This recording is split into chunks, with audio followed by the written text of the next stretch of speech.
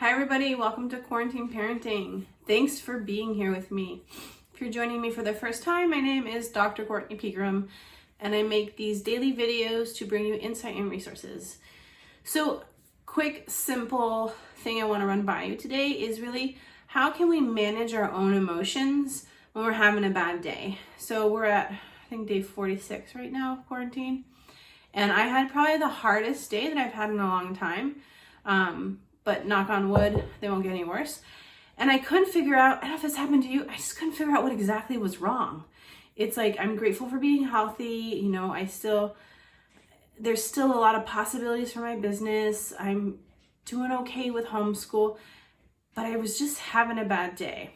So I had to break it down to better understand my emotions and behaviors and figure out what are the emotions driving my behavior. So my behavior, just so you know, I was really snappy. I was short. I was impatient with my daughter. Right? So those are the behaviors. So then I went in and I looked at more of the emotions. So I felt overwhelmed, stressed out. I felt like I was behind, just a feeling of constantly being behind and that not feeling enough. The enough feeling was coming up. And it all spun from homeschool. I just had a really bad day at homeschool. I don't know if you had a bad day, but trying to teach your daughter how to read, write, do math, prep for a test, and just get her to focus without totally losing your cool is damn near impossible for me. And I'm a bully teacher, so supposed to have a ton of patience, but I didn't today. It was just, we were having tech problems with the online class. And usually I'm on there, I'm on time, and I always want to get the perfect A for parenting when it comes to teachers, right? I don't know if you're like me, but sometimes it's hard and I can't. I just couldn't make anything work today, so I really felt like I was failing, which is really silly because you really can't fail at homeschool, right? If I was to be coaching myself, I'd be like, wake up, you're not failing at homeschool. You just had a rough day because things didn't go as you had planned, as smooth as you had hoped for, as you anticipated. So I had the feelings of stress, anxiety, not feeling enough, overwhelmed, and it was all starting to build up. And then because homeschool went really bad, it pushed back my whole entire work schedule. And I'm getting back to emails late. Things aren't adding up. So this is the moment where you take a point where you need to stop and reset. Because you have two choices at that point. You can continue to escalate and then things are just gonna go all wrong. You're getting into a ton of arguments. You're gonna be yelling and screaming. And I did reach that point, but I finally decided to be like, okay, time out. So I'm going to share what I do and how it helped me, and hopefully this gives you some insight. So my timeouts was literally, I finished homeschool. I'm like, I'm out, give me 30 minutes. So that 30 minutes, you can take a walk, you can go scroll on social media accounts. But what I need to do is I need to find a quiet space and quiet my mind. The feelings I had were all driving a ton of thoughts and negative thoughts into my mind. How is my business going to survive? I'm not doing enough. I should be doing this. I should be doing that.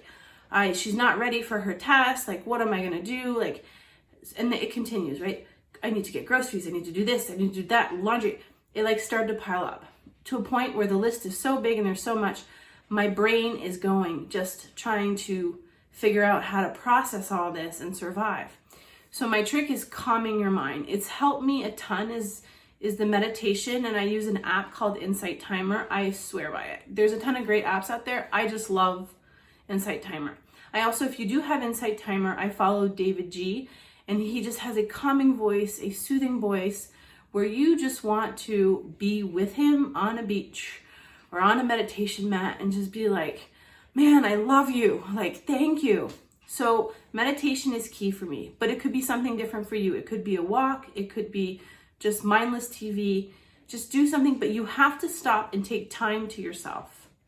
I like to take that time and just clear my mind and reset. I need to reset. I need to let go of those emotions because I cannot continue on my day. It's just going to get worse. And at this point, I'm like, I just can't anymore, right? Screamed at everybody. I've lost it. I'm putting this more pressure on myself. So you need to find your reset. So I recommend find what works best for you. It could be even a 20-minute nap, right? Napping is incredible. There's a ton of research behind it. Try to stay under a half-hour nap. If not, you kind of go into a slumber. But 20-minute nap are key to like just reset yourself. All you're looking for is a reset so that you can like start the afternoon, the early evening with a new canvas, right? Because if not, your day is just going to escalate and those feelings are going to sit and fester. And it's really hard to go to bed with those feelings. You might get more anxiety, not sleep, right? It drives us to just like almost go to bed feeling worse. So if you have that time to reset, even if it's before bed and you can do like a 2-minute meditation, and if you're like, I don't like meditation, just deep breathing, right? Find something that can clear your mind. Journaling is another good one.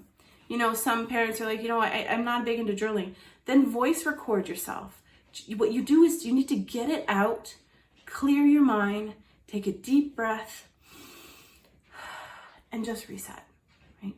And sometimes that doesn't work, but I guarantee you every time I do it, 99.9% of the time, I'm able to reset. And when I'm not, then I have to dig a little further to see what's going on. So as we explore this week how to manage our emotions, since I had a really bad day, I wanted to share some of the tips that I do to kind of de-escalate my own behavior, because I'm the worst. I can lose my temper. I'm impatient. I place blame. You know, I am far from perfect. I know how to teach all these things, and I'm a really good teacher, and I'm an excellent bully teacher. But sometimes I'm just plain human. I just lose it.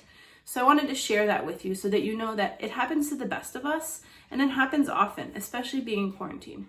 So I hope this was helpful, and I can't wait to see you tomorrow, and have a wonderful night. Okay? Bye. Thanks.